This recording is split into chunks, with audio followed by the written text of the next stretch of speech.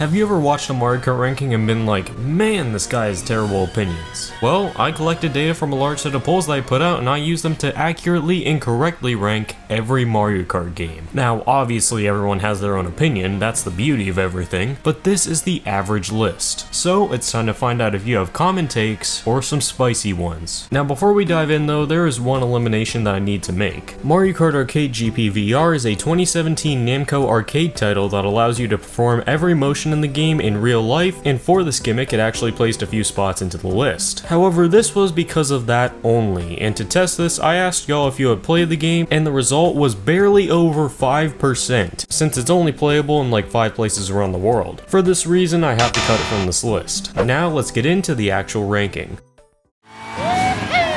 At our last place spot, we have Mario Kart Live Home Circuit, and I can see why this is unpopular. To keep it short, it's a mess, it requires a lot of room space, the content is limited, it's 100 coin. Cool idea, but it's not much more than that. Oh, whoop-de-doo, looks like a potato, controls like soap, cheating AI, and doesn't have Donkey Kong, how could they? As for the actual game, it started the series, bet you didn't know that one. For this reason, it gets a slight bit of appreciation, but does this affect the ranking? Absolutely not. When the first game for a series is the worst, it means that the series is pretty darn good, and as we can see now, this is most certainly the case. For the actual game, Super Mario Kart has the worst track selection, controlling, pretty much everything in the series. The game only had 8 track themes, with almost all of the tracks consisting of variations for these basic templates. For the controlling, not only as stated before is it super slippery, but the Mode 7 graphics only worsen this, making turns pretty difficult to pull off consistently. This leaves us with the CPUs, and this is probably the nail in the coffin. While it makes the game a lot more difficult, which is a fun factor, the methods they use are annoying as anything. They can randomly step on the gas and dust you, purposely bump you into the worst spots, or randomly use an item. And these items are exclusive to them. That's right, they have access to items you don't, besides a few like Mario and Luigi, and guess what they get as their 100% chance item? But yeah, that's pretty much it. Great racing game, terrible Mario Kart.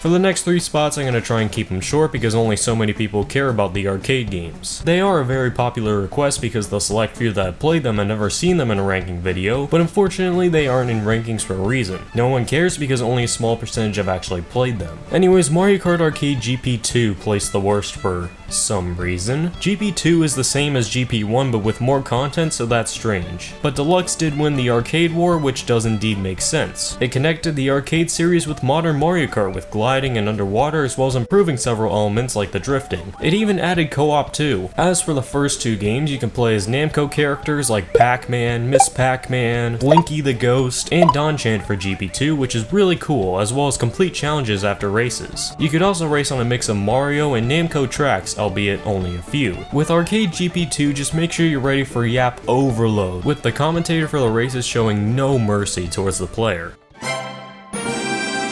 At the number 9 spot, we have the mobile addition to the Mario Kart series, Mario Kart Tour. I feel like Tour has that love it or hate it kind of deal, as it's hard to find someone in the middle. On one hand, you have pretty much unlimited tracks and characters with skins for them as well, on top of one of the most unique Mario Kart experiences you can get. You can randomly get matches in the item box to activate the frenzy, and the formula has been changed to go for a score instead of just winning the race. On the other hand, certain courses require specific characters and carts to place well. If you don't own these, well, you have 2 options.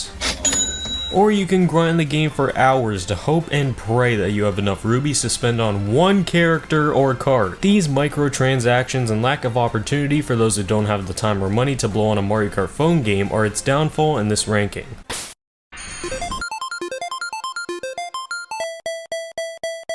Moving on to the number 8 spot, we have Mario Kart Super Circuit for the Game Boy Advance. The basic approach would be to say it's a better form of Super Mario Kart, but for a lot of people, this game is so much more. The track selection from the 2 games isn't comparable, or technically it is, with Super Circuit having all of Super Mario Kart selection on top of its amazing nitros. Sky Garden, Sunset Wilds, Ribbon Road, Cheese Land, Bowser's Castle 4, tracks that were so good that it felt like the way they were brought back in modern Mario Kart is an insult to them. Not only this, but the characters and items were modernized at the time, which made things better as well. But the most important aspect of the game was its purpose. Being on a Game Boy Advance, of course, you could take this game anywhere. Stuck in traffic? Mario Kart. Sitting in the waiting room for an hour? Mario Kart. Sibling losing another soccer game that your parents forced you to watch? Mario Kart. Having something to entertain yourself wherever you were was massive, and is a reason why it was so popular. However, this game has one drawback. Well, besides the ranking system, that crap is just unfair. Technical limitations. Because of the system and time period, there wasn't much you could put on a portable console, and therefore the graphics, visuals, and the overall stuff included suffered. That's enough of Super Circuit for now, let's go on to the next. If you want to become a part of the next project, make sure to subscribe to the channel, and if you enjoy, consider liking the video. Now let's get back to the video. Next up we have the predecessor to Super Circuit, Mario Kart 64, the second game in the series. Because of the improvement between this game and Super Mario Kart combined with the 4-player play allowing memories to be made, this is deservingly a very popular and nostalgic game for many people. Classic tracks like Calamari Desert, Choco Mountain, Royal Raceway, Bowser's Castle, and of course the memorable Rainbow Road, one of the best battle modes in the series, and finally bringing the series to 3D. Also, it doesn't make sense how often this game is called overrated. Like, I can't believe it beat 2 mainline Mario Karts. These freaks are too nostalgic. At the number 6 spot we have Mario Kart 7 for the 3DS.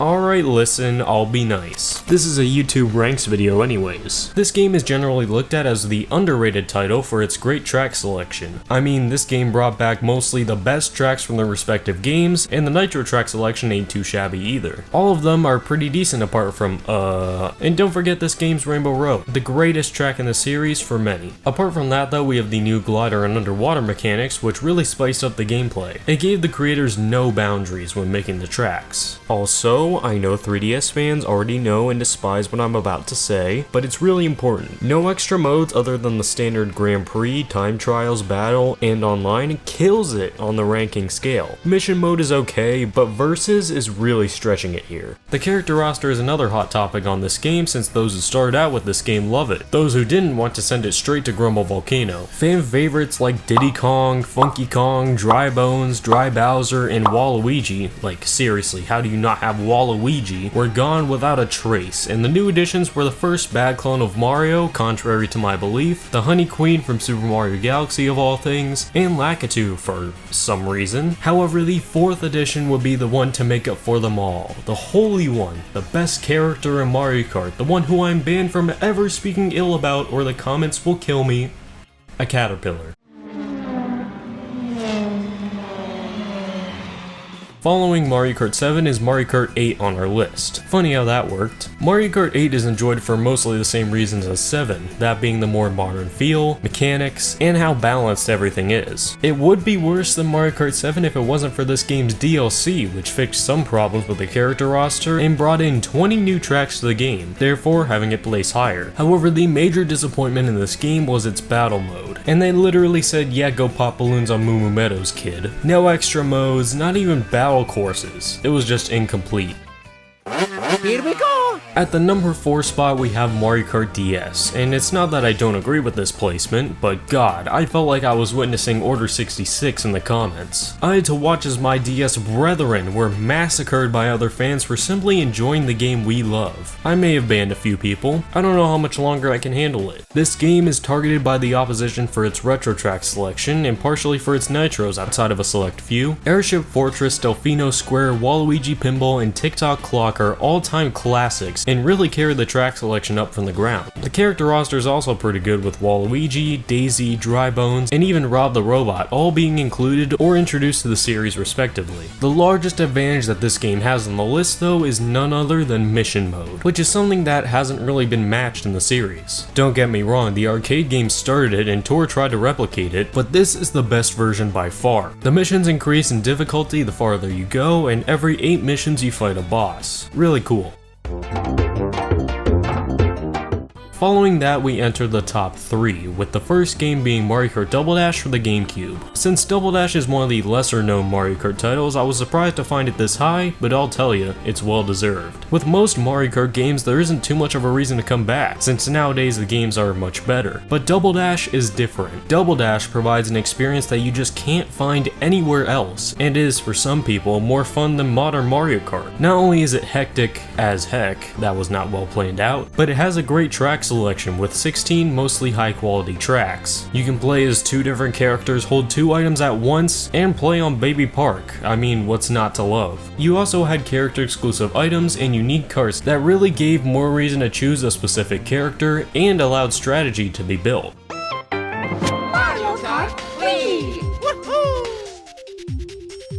At the number 2 spot, almost the best Mario Kart game out there, it's Mario Kart Wii, released in 2008. This in and of itself should be a victory because I don't know what Mario Kart game is coming out next, but it's gonna take a lot to top the number 1 spot. Anyways, for Mario Kart Wii, it's the definition of the chaotic, wild, and unhinged game that Mario Kart is. Wacky items designed to engage the players in a screaming match, janky physics that can create the unpredictable, and the game always after you from start to finish, but mostly the finish. However, this signature trait is also the game's downfall. Other players find this chaotic nature to lead to unfairness, lack of control for the player over their destiny. People want to win by what they feel to be skill, and not have the outcome decided by what they think to be pure bullcrap. This isn't all though. The character roster was arguably the best it was, with almost all of Double Dash's roster, plus some additions from elsewhere, and the best supply of new characters that the series had ever seen. Rosalina from Super Mario Galaxy, Dry Bowser, which was the cooler Bowser, and Funky Kong, which was, well, Funky Kong. The Nitro track selection is also the best of the series, with pretty much all of the selection being phenomenal and nothing short of great. On top of that, this game introduced bikes to the series and housed the best version of them. Inside drift to cut the corners tight, and the ability to wheelie. Like, how could you not feel cool while doing it? The game is also one of the best selling games ever, and therefore being quite popular. But there is one that awaits us, so let's head there.